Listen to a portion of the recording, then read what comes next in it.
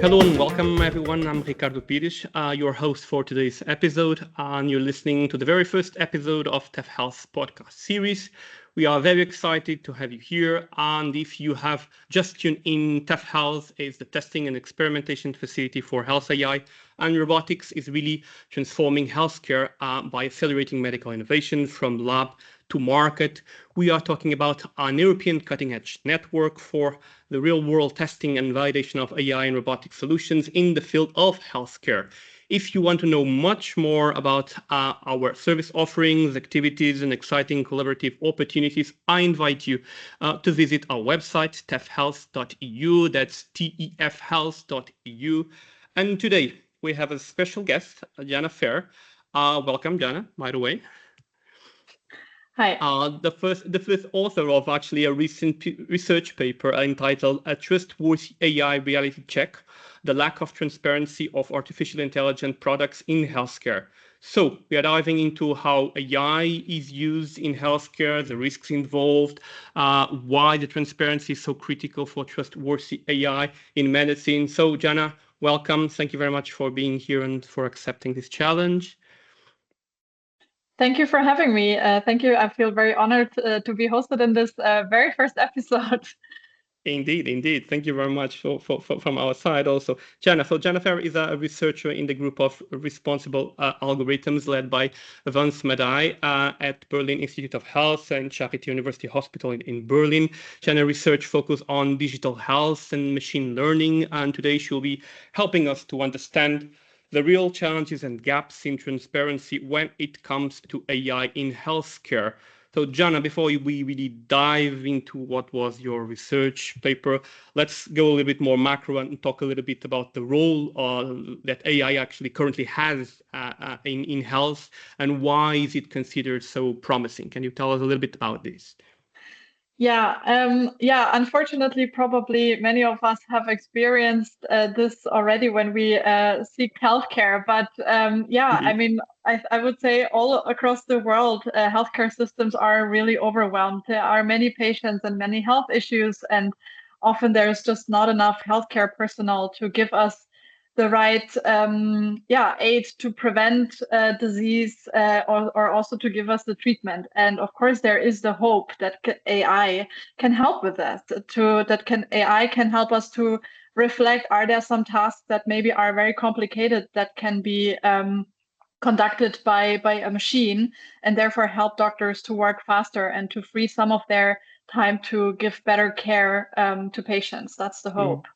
Mm-hmm. Like I said, it's really a hope, right? So whenever you have a new technology that comes, there's a hope for this new technology. And of course, I mean, we all see that very exciting and incredibly promising a future that on AI being used in healthcare. But indeed, as any other new technologies, we do already identify and are trying to mitigate, some of the challenges. So can you briefly touch a little bit on this? What are these challenges related to AI in healthcare?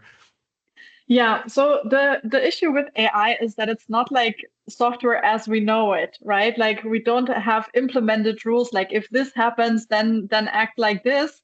Rather, the algorithm actually learns these rules by itself, and we don't really know which rules it has learned. It learns these rules from data, and we don't really know which rules it learned, but it applies them in the healthcare system. And the problem is that the data that we use to train these algorithms, they always have certain biases because the data is always just a snapshot of a certain part of the world at a certain time. And of course, it only reflects this setting. And now, if we train an AI algorithm with this, it has the risk that if we apply it to another setting that is slightly different, that it doesn't work so well anymore, that it makes more errors in this new setting. And of course, in a healthcare setting, this poses some risks to even harm patients, possibly. That's very good. So it's where this concept of the AI transparency in healthcare comes, right? So I'm jumping already to a little bit to your data, to your results, your work, and the way you actually design it. So can you explain it a little bit? What was you set out to investigate on this study in particular?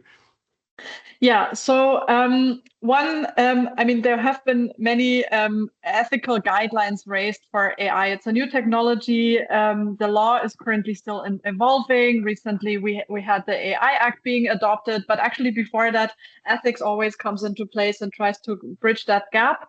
And there have been a lot of ethical guidelines of what do we actually need to trust, to be able to trust this technology, to have trustworthy AI. And one of these principles was that we need transparency on how were these tools developed, which kind of risks could it have, and for example, the WHO, they have published a big ethical guidelines where they said that there should be information to facilitate a public debate about the benefits and the risk of this technology. And we wanted to conduct a reality check, like for the products that are already out there on the market and for AI in healthcare. How much information do we actually know? And is this enough information to actually have this debate on like what can it do and what can it not do and what are its risks?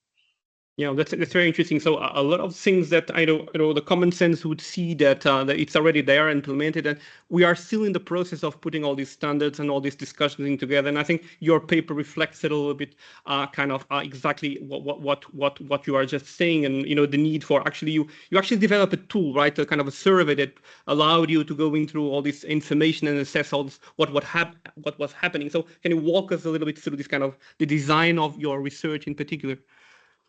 Yes. So first of all, we wanted to identify which AI tools are already out there on the European market, which was our first challenge because there is not yet a database, or there's supposed to be one, the Udemy, but it's still like being built up. But instead, we went to a research-led database that lists AI products or CE-certified AI products in radiology, and there we picked the ones that are regulated with the medical device regulation class 2B, which is sort of a high risk tools. And we picked those. This is for radiology. So they all conducted some sort of a medical image analysis, for example, X-ray analysis and so on. So this was our selection of samples. And then for the tool that I used for transparency, I didn't really fully reinvent the wheel. I actually went into build up on the research that many people have produced before. There are a lot of reporting guidelines out there. Researchers have for a long time already said like, well, whenever we use algorithms for healthcare, this is the information we need to know about them. Like we need to know what was it trained to do, which data was used to develop this algorithm, which algorithm is behind that, and how were these tools tested, in which settings, on which data, and how did also developers go about certain ethical considerations and so on and so forth. So there's a lot of work already out there where people said like, this is the information that should be reported. And I just used this information and I compiled this, and now more like with the use of like, now that we have these, like we want transparency for medical AI, I adapted this to make it into a survey-based assessment, but I took the questions from there. And then once I had my survey, like this is the information that I want to collect about these tools, then I went to the publicly available resources that I have for these products. So I went to the websites first of all, and I scraped like all sorts of documents about the products that were provided by the vendors on the website. But then I also went into publications, for example, like what did they publish, research studies, for example.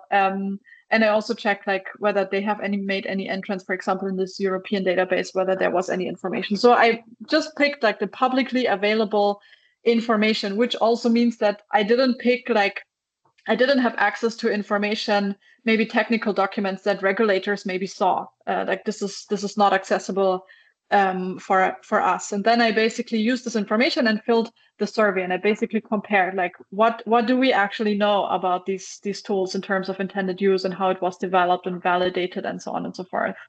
And so the framework that you just set up, it's something that is kind of can be transversal, can be reused. I mean, now you identify a certain number of findings and you identify gaps and things that were missing and so on. Is this kind of framework that you can you reuse to different kind? So here we sit on AI radiology products. Is this something that can be used for other kind of products or not? Yeah, so I mean, yes, it was predominantly worked for developed for image analysis tools, but potentially we also had like potentially it can also be reused for other kind of tools. It may just need some adaptations here and there. So if somebody wants to apply this on LLMs, for example, there has also been a recent new guidelines for LLMs. Maybe it would be good to adapt it with that as well. But the direction should sort of be similar and also applicable. But clearly, I mean, we're talking about this lack of transparency, and there was actually a lack of some data on some of the products tested. There were, some points about the training data that you might probably want to mention that were really strategic and are really important to identify and to discuss, right? What were these kind of points that you'd like to a little bit deepen? Yeah, so what we found was that so in total we had 14 products that matched our criteria, and among these 14 products we had quite a variety of information that we found. So the intended use, like what is this AI tool supposed to do, that we found for almost all products, but we also noticed that the intended use on how it was specified, it was often like very broad, as in like it detects pathology X on this kind of image. But often it's also important to specify this a little bit more deeper. In which countries, for example, or in which is this in an emergency room, or in a kind of general practitioner also use this, for example. So that was also often lacking. And then we also looked in the like how much do we know about the development. And from my point of view, like the training data is very crucial information for artificial intelligence, because the training data kind of defines also what can the algorithm detect and maybe not detect because it hasn't been trained for it. And so we need some sort of information. Where did the training data come from? And we know from research has shown in the past that if you train an algorithm in a certain country and then you take it to a different continent, it may not work as well on a different continent. So we checked like who reported that actually, and it was only a few, like not even half of the products who really disclosed where exactly they trained it. Many of them reported the country, but then it was also lack of specification. Which healthcare setting are we talking about? Is it a general practitioner or hospital and so on and so forth. And another challenge was also if we know like how the algorithm was trained, and also we also want to know where has it been tested, because and that was this is something that is required. If you want to bring the product to the market, you need to show a certain clinical validation. So the vendors have probably done that, but we only found the results of this investigation for 4 of 14 products. So not even half of the products published these results, even though they must have done that. And just as a side note, 2 of these products, for example, they didn't have, like, the only information we found was that the tool was developed in China. It has a certification in Europe, but and it was written on the Udemy database that it has been validated in China. But that raises the question, like, has it not been validated in Europe? Because it's great if it works well in another continent, but it doesn't mean that it will work here. And we kind of need another test for that as well. So that's a bit unclear. Yeah. So it's very interesting. So certainly some of this, testing, validation, all the certification processes, they are still also evolving with the current legislation that is being implemented. Dozens of legislations that are going to come and are already implemented in Europe. And this is changing a little bit the landscape, even for, practitioners, regulators, patients themselves. I mean, the lack of transparency is kind of a very broad subject. There's a lot of kind of dots that we still cannot very much connect. I wanted to go a little bit more onto this ethical considerations part. So you also extracted, or there are some ethical considerations that you already mentioned, but emerged from your work. I mean, what would be kind of the main ones that you'd like to emphasize? Yeah, so of course there are a lot of like ethical considerations or concerns even around AI, right? And also these existing works, they have also provided suggestions on like how which kind of information we need on those. And for example, we want that the data that is used for these medical AI tools, that it's like de-identified and that it's still protecting the patient's privacy.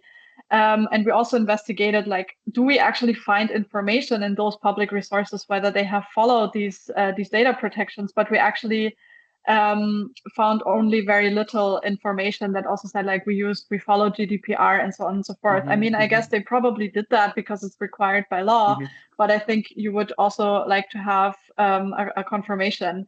And another thing is also, like, when you take when you use an electrical device or when you take a drug, you usually also have a leaflet of like potential risks and harms, right? So these are the side effects that you may experience if you take a certain drug. This is how likely it occurs. And then you can, as a patient, decide whether you want to take this drug or not after seeing this information. And there have also been these raises that there should also be a disclosure of like potential harms or potential risks that are involved for this AI technology. And we wanted to see if this is disclosed, but we found out that it's very sparsely disclosed, these kind of risks. And it's a bit up on the it seems like it's a bit up on the clinicians to find out where it would work. And the same for like fairness. Like we know that sometimes AI works differently on people with different heritage, for example. And there are also these ethical concerns that, it would be harmful if an AI tool makes more errors on a patient group with a certain ethical background compared to others. And we would like to see that whether they tested that to make sure that this is not happening. But we also only found rather little information on that. Yeah. It's very interesting. So it seems that the lack of all this the transparency is not just about the way how these tools and how these products actually work. It's really ensuring that they're fair, like you were saying, they are safe for everyone. I think I would like to jump a little bit now to based on your findings. I would like to hear your recommendations. I would say for let's imagine the different stakeholders, right? The practitioner, the clinicians, the patient itself, even the SMEs. How would which recommendations for each of these kind of groups would you have? What would you like to start emphasizing before? Yeah, I think what our reality check showed was that there is a gap between the theoretical guidelines between what people have set up as in, like, please give us this information, and the practice, what's actually happening in practice. Like, even though there has been so much work in giving guidance for reporting, it's used only very limitedly. I mean, currently the regulatory landscape is changing, but I think what we're seeing is that if there is no legal mandate for providing this kind of information also to the public, maybe it's not happening. So my recommendation to policymakers would be also to make a legal mandate. And I think the next months with the AI Act will be very interesting, and like how it will be implemented, and how the standards for this will be evolving around that.